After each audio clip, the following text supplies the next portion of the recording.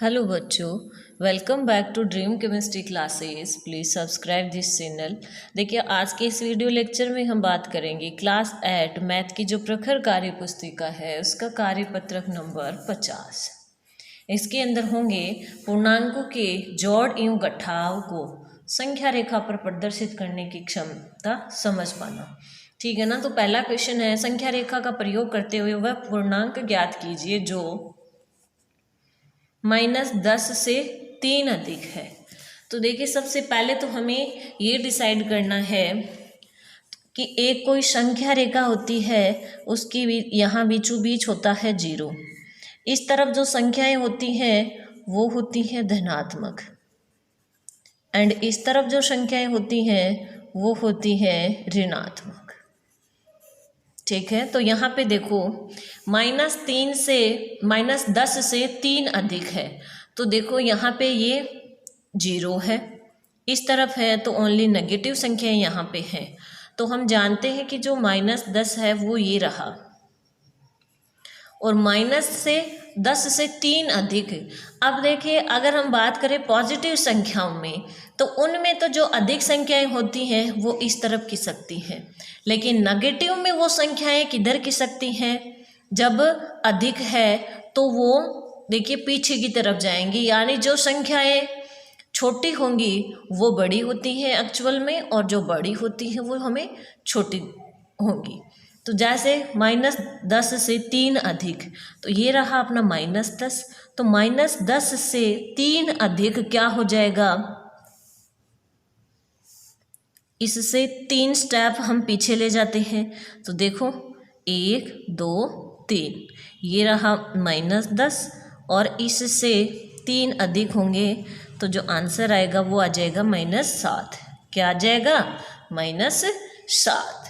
ठीक है। तो ये हो जाएगा इसका आंसर। -2 से 3 कम। अब यहाँ पे देखो, ये है 0, ये -1 और ये -2। ठीक है। ये -3, ये -4, ये -5, ये -6, -7, -8, इस तरह से ये चलते रहेंगे। हमें क्या देखना है? -2 से 3 कम। -2 अपना ये रहा, और 2 से 3 कम यानी कि इस तरफ बड़ी संख्याओं की तरफ हमें बढ़ना है माइनस में। तो इससे 3 कम क्या हो जाएगा? देखो, 1 2 3, यानी -2 से 3 कम क्या हो जाएंगे? -5 हो जाएंगे। क्या हो जाएंगे? -5। इसी तरह से ये है -5 से 5 अधिक। अब यहाँ पे बात करें, ये रहा 0, माइनस इस तरफ होगा, -1 -2 -3 -4 -5। अब हाँ, ये कह रहा -5 से 5 अधिक, ये रहा -5, इससे 5 अधिक, यानी कि जो नेगेटिव में छोटी संख्याएं हैं ना, इस तरह से -4 -3 इधर लाना है। या हम ये जान सकते हैं कि पॉजिटिव अगर संख्याएं होती हैं तो उनमें इस तरफ बढ़ते हैं, तब क्या होती हैं? बड़ी संख्याओं की तरफ पहुंचते हैं। इसी तरह से इधर देखो, इसमें -5 से 5 बड़ी कौन हो जाएगी? 1 2 3 4 5, यानी ये वो संख्या क्या हो जाएगी? 0 हो जाएगी। क्या हो जाएगी? 0 हो जाएगी। ठीक है। अब जैसे इस तरह से यहाँ पे आप सॉल्व करने की कोशिश करो, तो -5 और अधिक है यानी 5 और जोड़ देंगे +5, तो आंसर क्या आता है? 0 आता है। -2 है और इससे 3 कम हो रहे हैं, तो -3 कर देंगे, तो ये क्या हो जाएगा? -5 हो जाएगा। इसी तरह से इसमें देखिए -10, इससे 3 अधिक है यानी प्लस के हो जाएंगे 3, तो ये हो जाएगा -7 आंसर। ये रहा -7। ठीक है ना। इस तरह से हम इनको कर सकते हैं। अगला क्वेश्चन, संख्या रेखा का प्रयोग करते हुए निम्नलिखित पूर्णांकों के जोड़ को प्रदर्शित कीजिए और मान बताइए। 9 + -6, यानी प्लस के है 9 और ये माइनस के है 6, तो अपना आंसर क्या आ जाएगा? 3 आ जाएगा प्लस का। कितना आएगा? 3 आएगा प्लस का। तो +3 को हम यहाँ पे देखते हैं, 1 2 3 4 5 6 7 8 और ये 9। और इस तरफ माइनस वाले ले लेते हैं। तो देखो 9 में से हमें 6 माइनस करने हैं, तो ये तो रहा 9 और इसमें से 6 माइनस करें यानी 1 2 3 4 5 6, यानी हम कहाँ पहुँच गए, 3 पे पहुँच गए। ये लीजिए, ठीक है। फिर देखो -3 प्लस -7, तो दोनों ही माइनस के हैं, तो ये क्या हो जाते हैं, माइनस के 10 हो जाते हैं। कितने हो जाते हैं, माइनस के 10। तो माइनस के 10 इस तरफ होंगे, तो -1 -2 -3 -4 -5 -6 7 -8 -9 और -10, ठीक है। ये रहा -3 और -3 में ही और क्या करना है, -7 ऐड करना है। तो देखो ये -3 में अगर -7 ऐड करेंगे तो आंसर अपना आ जाता है -10, ठीक है। इस तरह से हम इनको शो कर सकते हैं।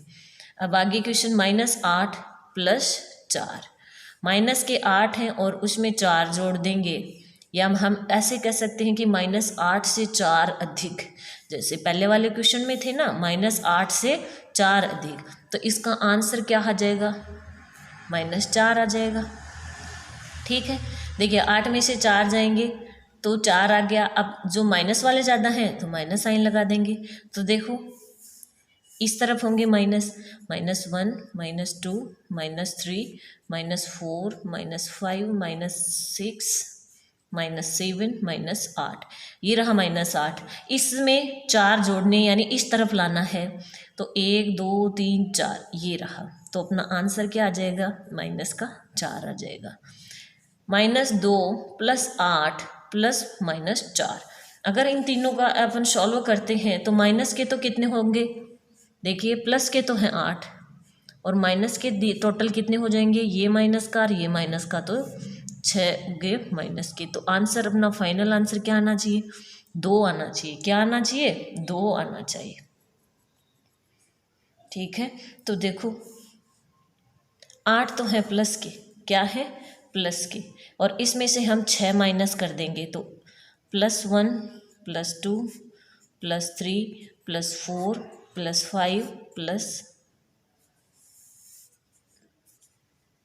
+6 +7 और +8, ठीक है। इस तरह से लिख देते हैं यहाँ पे।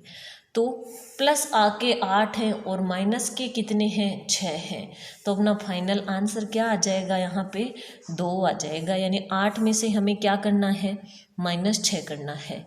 तो -6 करेंगे तो 1 2 3 4 5 6, यानी यहाँ से इस तरह से ये 2 आंसर आ जाता है, ठीक है। ये रहा अपना +2।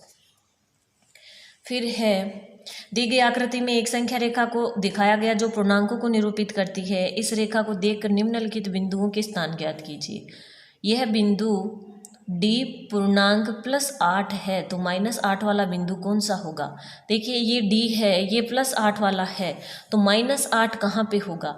अगर हम बात करें, ये 0 रहा, ये 1 2 3 4 5 6 7, फिर इस तरफ बात करें तो देखो -1 -2 -3 -4 -5 -6 -7 -8, तो -8 वाला बिंदु कौन सा है, -8 वाला बिंदु कौन सा है, तो कौन सा है, ई बिंदु। कौन सा बिंदु, बिंदु ई हो जाएगा। नेक्स्ट, बिंदु ए धनात्मक पूर्णांक है या ऋणात्मक। बिंदु ए, ये रहा ए, तो ये कैसा है, 0 के इस तरफ है, तो हम जानते हैं कि वो धनात्मक होता है। कौन, क्या है, धनात्मक। ग है, बिंदु बी और ई के संगत पूर्णांक लिखिए। बिंदु बी और ई, बी तो रहा ये और ई रहा ये, बी का पूर्णांक क्या है, +4, b +4 लिख देंगे और e क्या हो जाएगा, -8 हो जाएगा। घ में देखते हैं, बिंदु जी धनात्मक पूर्णांक है या ऋणात्मक, ये रहा जी, तो कैसा है, हम जानते हैं ये ऋणात्मक है, ठीक है ना। इस तरह से संख्याओं को संख्या रेखा पर व्यक्त करना और इनके इस तरह से साइन को हर को समझना, अपना जो कार्यपत्रक 50 है वो कंप्लीट होता है। अभी चलते हैं कार्यपत्रक 51। इसका फर्स्ट क्वेश्चन है भाजकता के नियम लिखिए। पहला है 3 की भाजकता का नियम। यदि अंकों का योग 3 का गुणज हो तो वह संख्या 3 से भाज्य होगी। अंकों का योग जैसे हम इस संख्या की बात करें, है ना, जैसे 1 2 7 7 ये है, तो इन चारों का योग जैसे 1 और 2 3, 3 और 7 10, 10 और 7 17। अगर ये टोटल इस तरह से ये 3 का कोई गुणज होना तो वह संख्या 3 से भाज्य होगी। इसका 17 आ रहा है, 17 3 का कोई गुणज नहीं है, इसलिए यह 3 से भाज्य नहीं होगी। ठीक है। 6 की भाजकता का नियम है यदि संख्या 2 और 3 से भाज्य है तो वह 6 से भी भाज्य होगी। जैसे देखो 6 का गुणनखंड या 6 को हम लिख सकते हैं 2 गुणा 3। ठीक है। तो यदि किसी संख्या में 2 और 3 दोनों का भाग जाएगा तो उस संख्या में 6 का भी भाग जाएगा। 11 की भाजकता का नियम ये है यदि सम व मिश्रम स्थान के अंकों के योग का अंतर 0 या 11 का गुणज हो तो वह संख्या 11 से भाज्य होगी। देखिए एक एग्जाम्पल के थ्रू आपको बताती हूँ। जैसे ये ही कोई एग्जाम्पल है, ठीक है ना, ये वाला, या बड़ी संख्या ले लेते हैं, ये ले लेते हैं। इसमें सम स्थान और विषम स्थान, तो पहले तो जैसे ये पहला अंक, ये तीसरा अंक और ये पांचवा अंक, ये दूसरा और ये चौथा, तो सम स्थान के अंकों का योग तो क्या हो गया, 3 हो गया, 3 और 0 यानी कि 3 हो गया। और विषम स्थान के अंकों का योग 6 और 5 11, 11 और 3 14, इसका अंतर योग क्या हो गया, 14 हो गया। तो इन दोनों का अंतर देखिए, 14 में से 3 गए, 11 बच रहे हैं ना, क्या बच रहे हैं, 11 बच रहे हैं। तो हम जानते हैं कि इनका अंतर, योग का अंतर जो है वो या तो 0 आए या फिर 11 का कोई गुणज आए। तो ये देखिए 11 है तो 11 का गुणज है, यानी ये वाली संख्या 11 से विभाजित होगी। अगर आगे हमें और कोई एग्जाम्पल मिला तो हम करेंगे यहाँ पे। अब क्वेश्चन नंबर 2 है निम्नलिखित में से कौन कौन सी संख्याएं 10 से विभाज्य हैं, हाँ या ना में उत्तर लिखना है सिर्फ। 200, देखिए 10 से विभाज्य का नियम है कि इकाई का अंक क्या हो, 0 हो। इकाई अंक क्या हो, 10 से विभाजित होने का नियम है इकाई अंक 0 होना चाहिए। तो ये है, इसमें इकाई अंक 0 है, भाग जाएगा। इसमें 2 है तो भाग नहीं जाएगा। इसमें 0 है, इकाई अंक भाग जाएगा। इसमें देखो 7 है, नहीं जाएगा। इसमें ये 0 है, इकाई का अंक जाएगा, इसमें भी जाएगा। इसमें देखो, इसमें हाँ आ जाएगा क्योंकि भाग जाएगा, इसमें नहीं, और इसमें भी हाँ। ठीक है। इसी तरह से क्वेश्चन नंबर 3, निम्नलिखित में कौन कौन सी संख्याएं 2 से विभाज्य हैं। तो 2 से विभाज्य होने का नियम क्या है कि इकाई अंक 0 2 4 6 8 में से कोई हो तो वो संख्या 2 से विभाज्य होगी, या कोई सम संख्या हो या इवन नंबर हो। ठीक है। 112, और हाँ या ना में उत्तर लिखना है। 112 इकाई अंक 2 भाग जाएगा 2 का। 124 भाग जाएगा। 101 1 आ गया, नहीं जाएगा। 8 है, इकाई का अंक भाग जाएगा, इसमें भी जाएगा। इसमें देखो फिर से 1 है, नहीं जाएगा। ये संख्या 2 से विभाज्य नहीं होगी। ये हाँ और ये भी हाँ। ठीक है। इसी तरह से क्वेश्चन नंबर 4, निम्नलिखित संख्याएं कौन कौन सी संख्याएं 5 से विभाज्य हैं। तो देखिए 5 से विभाजकता का नियम क्या होता है, इकाई अंक क्या होना चाहिए, इकाई अंक या तो 0 होना चाहिए या फिर 5 होना चाहिए। ठीक है ना। तो जिसमें 0 और 5 है उसमें हाँ, बाकी में ना। तो देखो यहाँ पे 0 है, दैट मीन्स हाँ। 5 है, हाँ। 1 है, नहीं आएगा। यहाँ पर भी नहीं। 0 है, हाँ, और इसमें भी हाँ। यहाँ 5 है, हाँ। यहाँ 0 है, हाँ, और यहाँ पे 2 है, इकाई का अंक, तो नहीं जाएगा। ठीक है। तो देखिए साथ साथ में विभाजकता के नियम को लेके चल रहे हैं और यहाँ पे एग्जाम्पल चल रहे हैं। फिर है नेक्स्ट क्वेश्चन, निम्न में से जो कथन सत्य है उसके सामने सही का निशान लगाना है, जो असत्य है उसे उसके सामने क्रॉस का निशान लगाना है। यदि कोई संख्या 5 से विभाज्य है तो वह 10 से भी विभाज्य होगी। ये बिल्कुल गलत बात है, क्योंकि देखिए 10 से विभाजकता का नियम तो होता है कि ओनली इकाई का अंक क्या हो, 0 हो, और इसमें क्या हो, 0 और 5 दोनों हो। तो 5 जैसे मान लो फॉर एग्जांपल 25 है, 25 में 5 का भाग जाएगा लेकिन 10 का भाग वो नहीं जाएगा उसमें। लेकिन अगर 10 है तो 10 में इसका भी जाएगा और इसमें चला जाएगा, लेकिन सभी में तो नहीं जाएगा। इसमें का मतलब है ये असत्य कथन है। यदि कोई संख्या 6 से विभाज्य है तो वह 9 से भी विभाज्य होगी। ऐसा हो पॉसिबल नहीं हो सकता, क्योंकि देखिए 6 से विभाजित होने का नियम तो होता है जिसमें 2 और 3 दोनों का भाग जाता है, तो उसमें किसका जाएगा, 6 का भाग जाएगा। और 9 का होता है कि उनका टोटल है वो 9 का गुणज होना चाहिए, ठीक है ना। तो इसका मतलब है कि इसमें ये भाग नहीं जाएगा, ये भी क्या हो जाएगी, रॉन्ग। यदि कोई संख्या 8 से विभाज्य है तो वह 2 और 4 से भी विभाज्य होगी। बिल्कुल सही बात है, अगर 8 से विभाजित हो रही है तो ये 2 से विभाजित होगी। इसी तरह से अगला क्वेश्चन है, भाजकता के नियमों के आधार पर जांच कीजिए। 224, यानी हमें पता लगाना है कि किस किस संख्याओं का भाग इनमें जाएगा, ठीक है ना। जैसे पहला क्वेश्चन है, इसके अंदर 325 हमारे पास संख्या दी हुई है, तो हम जानते हैं कि इकाई का अंक 5 है, ओड नंबर है तो 2 का तो नहीं जाएगा। 3 का भाग जाने का मतलब होता है कि टोटल क्या हो, 3 का गुणज हो, 5 और 2 7, 3 10, 3 का भी नहीं जाएगा। 4 का क्या होता है, देखिए कोई इवन नंबर हो तो 4 का भी इसमें नहीं जाएगा। 5 का देखो इकाई का अंक 5 है तो 5 का चला जाएगा। 6 का होता है जिसमें 2 और 3 का जाता है उसमें जाएगा, तो इसमें 2 और 3 दोनों का नहीं जा रहा है, इसका भी नहीं जाएगा। अब इकाई अंक 5 है तो 8 का भी नहीं जाएगा, और 5 और 2 7 और 3 10 हो रहे हैं, 9 का भी नहीं जाएगा, 10 का भी नहीं जाएगा। अब देखिए 11 की बात करें तो 11 का भी नहीं जाएगा, क्योंकि 11 के विभाजकता का नियम होता है सम स्थान और विषम स्थानों के अंकों का योग का जो अंतर होता है वो 11 या 11 का गुणज हो, 0 हो या फिर 11 का कोई गुणज हो, ठीक है ना, तो इसमें नहीं जाएगा। फिर देखो ये वाली संख्या 2 का तो नहीं जाएगा, ठीक है, इसमें भी 2 का नहीं जाएगा, इसमें भी 2 का नहीं जाएगा। इसमें बात करें 3 की बात करें तो 9 2 11 4 15, 3 का चला जाएगा। 4 की बात करें नहीं जाएगा, इकाई का अंक 0 और 5 में से नहीं है, 5 का भी नहीं जाएगा। 6 की बात करें, इसमें 2 का नहीं जा रहा है तो इसमें किसका नहीं जाएगा, 6 का भी नहीं जाएगा, ठीक है ना।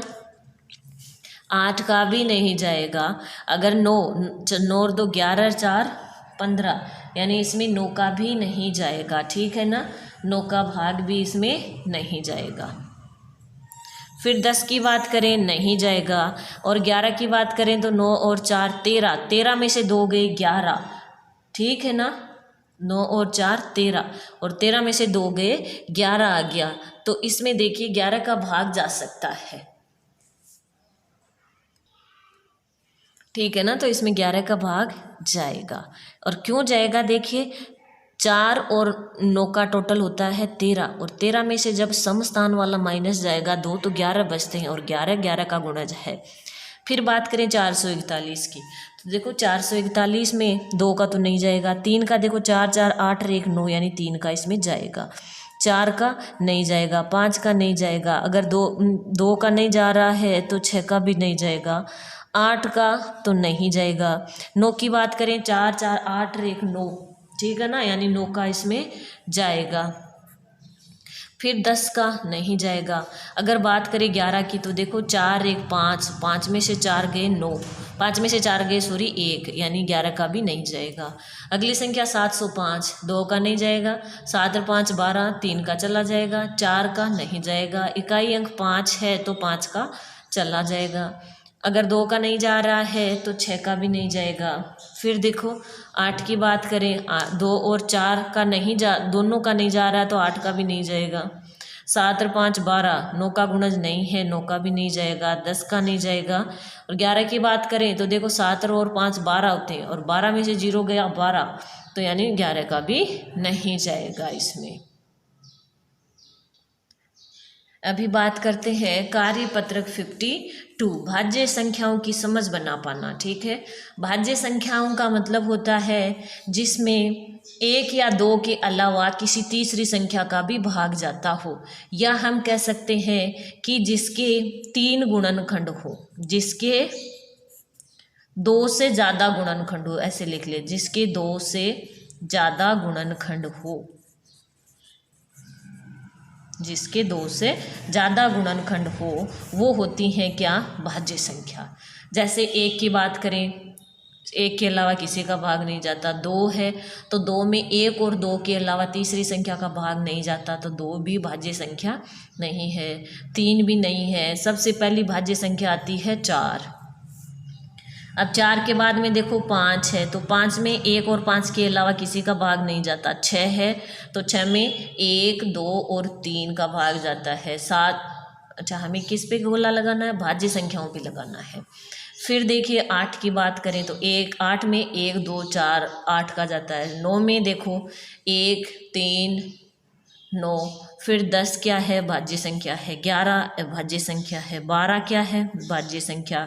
फिर देखिए बात करें 14 की, तो 14 में 1, 2, 7 यानी कि 2 से ज़्यादा है ना, तो 14 का में 24 भाज्य संख्या है। 15 भाज्य संख्या, 16 भाज्य संख्या।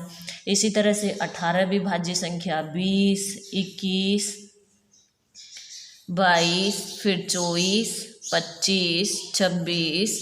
फिर देखिए 27 भी क्या है, भाज्य संख्या है। क्यों, क्योंकि इसमें देखो 1, 2, 3 और 9 और 27 यानी 5 तो 27 से छोटे ही हो गए, इसके भाज्य संख्या है। फिर देखो 28 में भी 1, 2, 7, 14 का जाता है, 2 से ज़्यादा है। 29 को देखो, 29 1 और 2 के अलावा, एक ओनली 1 और 29 के अलावा इसमें किसी भी संख्या का भाग नहीं जाता है। फिर 30, फिर 32, फिर 33, फिर 34, 35 को देखो भाज्य संख्या, 36 भी भाज्य संख्या, 37 क्या है, अभाज्य, 38 भाज्य संख्या, 39 भी भाज्य संख्या, 40, फिर 41 अभाज्य, 42, फिर 44, 45, 46, 47 क्या है, अभाज्य है, 48, 49, 50 और 51। ये हैं सारी भाज्य संख्याएं। भाज्य संख्या का मतलब जिसका 1, 2 से ज़्यादा गुणनखंड हो। नीचे लिखी संख्याएं हैं। नीचे लिखी संख्याएं कौन कौन सी संख्या से भाज्य हैं, लिखिए। सबसे पहले 10 है तो 10 में 1 का भाग जाता है, 2 का जाता है, 5 का जाता है, फिर स्वयं 10 का जाता है। ठीक है। फिर बात करें 16 की, तो 1, 2, 4, 8 और स्वयं 16। 15 की बात करें तो 1, 3, 5 और 15। 25 को देखें, 1, 5 और फिर 25। इसी तरह 20 की बात करें तो 1, 2, 4, 5, फिर 10 और फिर स्वयं 20। 36 की बात करें, 1, 2, 3, 4, 6, 9, फिर देखिए 12 और 12 के बाद में देखिए 18 और 18 के बाद में 36। इसी तरह से 18 की बात करें तो 18 में 1 का जाता है, 2 का, फिर 3 का, फिर देखिए 6 का, फिर 9 का और उसके बाद में स्वयं 18 का। 24 की बात करें तो 24 में 1, 2, 3, फिर 4, फिर 6, फिर 8, फिर 12 और फिर स्वयं 24। फिर देखिए नीचे दी गई संख्याओं में उन संख्याओं पर गोला लगाइए जिनमें 2 का पूरा पूरा भाग जाता है। तो देखिए 2 के भाजकता का नियम होता है जिनका इकाई का अंक क्या हो, कोई सम संख्या हो। सम संख्या का मतलब 0, 2, 4, 6, 8। इकाई का अंक इनमें से कोई है तो उसमें 2 का पूरा पूरा भाग जाता है। तो देखो 14, 16, 18, 20, 22, 24, 26, 28, 23, 32, 34, 36, 38, 40, 42, 44, 46, 48, 50, 52, 54, 56, 58 और ये 60। इन सभी में क्या होगा, 2 का पूरा पूरा भाग जाएगा। नेक्स्ट क्वेश्चन, नीचे दी गई संख्याओं में उन संख्याओं पर गोला लगाइए जिनमें 5 का पूरा पूरा भाग जाता है, यानी जिनका इकाई का अंक 0 और 5 में से कोई है तो वो सभी 5 से विभाज्य होंगी। तो 25 में जाएगा, 30 में जाएगा, फिर 35 में, 45 में, 50 में, उसके बाद में 75, फिर 95, 70, 55, 90, फिर ये लो 5 से भाज्य संख्या ओनली इतनी है। नेक्स्ट क्वेश्चन, नीचे दी गई रिक्त स्थानों में ऐसा अंक लिखिए ताकि 3 से विभाज्य हो जाए। देखिए 3 से विभाजकता का नियम होता है कि अगर अंकों का टोटल 3 का कोई गुणज हो तो 9 और 2 11, 11 और 4 15 और 3 18, 18 हो रहा है, तो यहाँ पे क्या आ सकता है, 0 आ सकता है। ठीक है ना। अभी देखिए 5 5 10 हो रहे हैं, अगर हम यहाँ पे लिखते हैं 2 तो ये हो जाता है 12, टोटल क्या हो जाता है 12, तो यानी इसमें भी 3 का भाग अब चला जाएगा। फिर इसमें देखो इनका टोटल करें, 3 और 7 10, 10 और 8 18, 18 और 5 23 हो गए, और 23 में 1 जोड़ते ही 24 हो जाता है। क्या हो जाता है, 24 हो जाता है, जो कि 3 से विभाज्य हो जाएगा। फिर देखो इसमें देखो 7 और 3 10, 10 और 8 18, 18 और 9 27 हो गए, 18 और 9 कितने हो गए, 27 हो गए। तो 27 हो गए, इसका मतलब 3 से विभाज्य पहले से ही है, तो हम यहाँ पे 0 लिख देते हैं। ठीक है ना। इस तरह से ये 3 से विभाजकता के नियम है। अब यहाँ पे हमने बहुत सी भाज्य अभाज्य संख्याओं का बारे में स्टडी किया है। ये अपना कार्यपत्रक 52 कंप्लीट होता है। मिलते हैं नेक्स्ट वीडियो में नेक्स्ट कार्यपत्रक के साथ।